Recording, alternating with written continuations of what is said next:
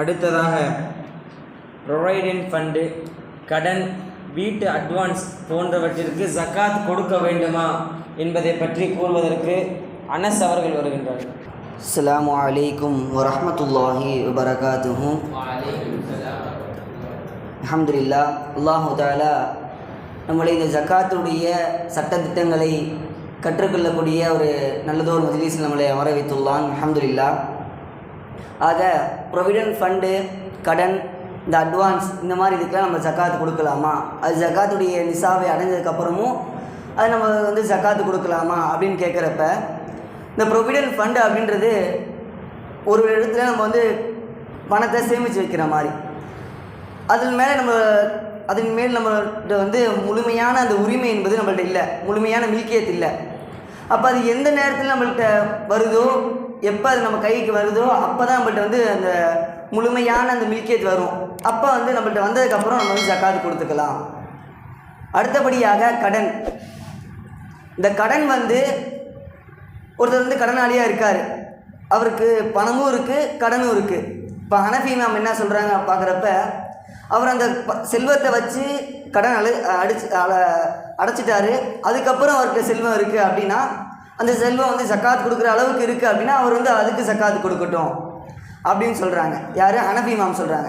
ஆனால் ஷாஃபி இமாம் என்ன சொல்கிறாங்க அப்படின்னா, அவர் கடனை ஒன்று அடைச்சிருட்டோம், இல்லையா ஜக்காத்து கொடுக்கட்டும் அப்படின்ற மாதிரி ஷாஃபி இமாம் சொல்கிறாங்க. அதே போல் தான் அட்வான்ஸ்.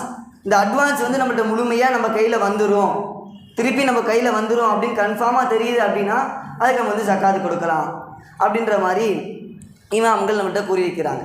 சரிப்பா, ஜக்காத்து கொடுன்னு சொல்கிற, நீ யாருக்கு கொடுக்கணும் அப்படின்னு கேட்குறப்ப அல்லாஹு தஆலா குர்ஆனில் கூறியிருக்கிறான். ஒரு 8 நபரை சொல்லியிருக்கான் தௌபா சூரால. முதலாவதாக ஃபக்கீர், ஏழைகளுக்கு ஜக்காத்து கொடுங்க. இரண்டாவதாக மிஸ்கீன்களுக்கு ஜக்காத்து கொடுங்க, அதாவது பரம ஏழை. இந்த 2 நபர்கள்ட்ட ஹனஃபி இமாமும் ஷாஃபி இமாமும் கருத்து வேறுபாடு கொள்கிறாங்க. என்ன சொல்கிறாங்க? ஷாஃபி இமாம் என்ன சொல்கிறாங்கன்னா, ஃபக்கீர் தான் பரம ஏழை, மிஸ்கின் ஏழை அப்படின்றாங்க.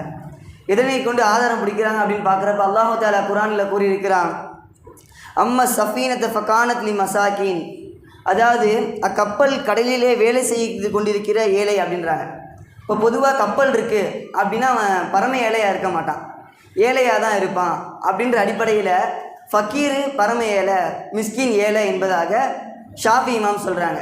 ஆனால் ஹனஃபி இமாம் சொல்கிறாங்க, அதே போல் அல்லாஹு தஆலா குர்ஆனில் கூறியிருக்கிறான், ஓ மிஸ்கீனன் தா மத்ரபா, மணலிலே விழுந்து கிடக்கின்ற ஏழை. அதாவது எப்போ ஒருத்தன் மணலில் விழுவான், ஒரு பசியில் ரொம்ப பஞ்சத்தில் ரொம்ப வறுமையில் இருக்கிறப்ப அப்போ அவன் மணலில் விழுந்து புரளுவான். அப்படி இருக்க ஏழைய, அதாவது மிஸ்கீன் தான் பரம ஏழை அப்படின்ற மாதிரி ஹனஃபி இமாம் சொல்கிறாங்க.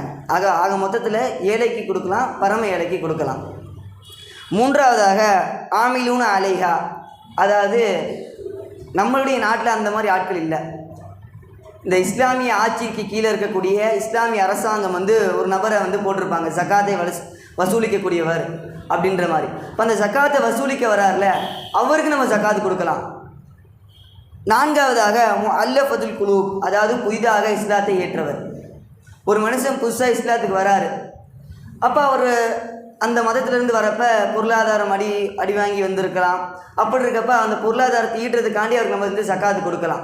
அது மட்டும் இல்லாமல் அவருக்கு நம்ம ஜக்காத்துடைய பணத்தை கொடுக்குறப்ப நம்ம இஸ்லாத்தினுடைய மார்க்கத்தின் மீது ஒரு நல்ல ஒரு கண்ணோட்டம் வரும். உதவி செய்கிறாங்க, அந்த உதவியினுடைய ஒரு கண்ணோட்டம் நம்ம மார்க்கத்தின் மீது வரும். ஐந்தாவதாக ரிகாப், அதாவது அடிமை, முக்காத்தபான அடிமை. இந்த நம்மளுடைய காலகட்டத்தில் அந்த அடிமைன்ற இதே இல்லை. இருந்தாலும் அல்லாஹு தஆலா குர்ஆனில் கூறியிருக்கிறான், முக்காத்தபான அடிமை, அதாவது ஒரு எஜமானர் ஒரு அடிமை இருக்காப்புல. அந்த எஜமானர் என்ன சொல்லிட்டாருன்னா, நீ இந்த இவ்வளோ குறிப்பிட்ட பணத்தை கொடுத்துட்டு நீ விடுதலை ஆக்கியப்பா அப்படின்ற மாதிரி அந்த எஜமானர் சொல்லிட்டார். அப்போ அந்த அடிமை விடுதலை ஆகிறதுக்காண்டி நம்ம அந்த நம்மளுடைய ஜக்காத்துடைய பணத்தை கொடுத்து விடுதலை ஆக்கலாம், நம்மளுடைய ஜக்காத் என்பது கூடும். ஆறாவதாக காலிமின், அதாவது கடனாளி. இப்போ ஒருத்தர் பணக்காரராக இருக்கார், அவருக்கு கடன் இருக்குது. அதாவது பணக்காரர் அப்படின்னா ஒரு நார்மலான நிலைமையில் இருக்கார், அவருக்கு கடன் இருக்குது. அப்போ நம்ம அந்த கடனை அடைக்கிறதுக்காண்டி நம்மளுடைய ஜக்காத்துடைய பணத்தை கொடுக்கலாம். ஏழாவதாக ஃபீ சபீலில்லாஹ், அதாவது இறைப்பாதையில் செல்கிறவங்க. இப்போ இப்போ இறைப்பாதை அப்படின்னு சொன்ன உடனே இப்போ நாங்கள் பள்ளிவாசல் கட்ட போகிறோங்க, எங்களுக்கு அந்த ஜக்காத்துடைய பணத்தை கொடுங்க, மதரசா கட்டுறோம் ஜக்காத்துடைய பணத்தை கொடுங்க, அந்த மாதிரிலாம் கேட்குறாங்க. ஆக ஃபீ சபீலில்லா அப்படின்னாலே போர் செய்கிறோம், அதாவது வாள் எடுத்து போர் செய்கிறாங்கல்ல, அவங்களுக்கு ஜக்காத்துடைய பணத்தை கொடுக்கலாம். அதுக்கடுத்த 8வதாக இப்னி சபீல், அதாவது வழிப்போக்கர்கள். இப்போ ஒருத்தர் வந்து பிரயாணம் செஞ்சு கிளம்புறாரு, இவர் ஊரில் ஒரு பெரிய செல்வந்தராக இருக்கார், பிரயாணத்துக்கு போகிற இடத்துல அவருடைய பொருள் திருடு போயிடுது, இல்லை பணம் தீர்ந்துடுது. அப்படிப்பட்ட நிலைமையில் அவர் மாட்டிகிட்டு இருக்கப்ப அவருக்கு நம்ம வந்து ஜக்காத்துடைய பணத்தை கொடுத்து ஜக்காத் கொடுத்து அவருக்கு உதவி செய்யலாம், நம்மளுடைய ஜக்காத் என்பது கூடும். அல்ஹம்துலில்லாஹ். இதையெல்லாம் கேட்டோமோ அதன்படி ஜக்காத்தை கொடுத்து நன்மை பெறக்கூடிய பாக்கியத்தை வல்லோன் ரஹ்மான் உங்களுக்கும் தருவானாக என்ற மேலான துவாவுடன் உங்களுடைய துவாவை எதிர்பார்த்தவனாக என்னுடைய உரைக்கு திரையிடுகிறேன். வாஹிர் தாவான அல்ஹம்துலில்லாஹி ரப்பில் ஆலமீன். அஸ்ஸலாமு அலைக்கும் வரஹ்மத்துல்லாஹி வபரகாத்துஹு.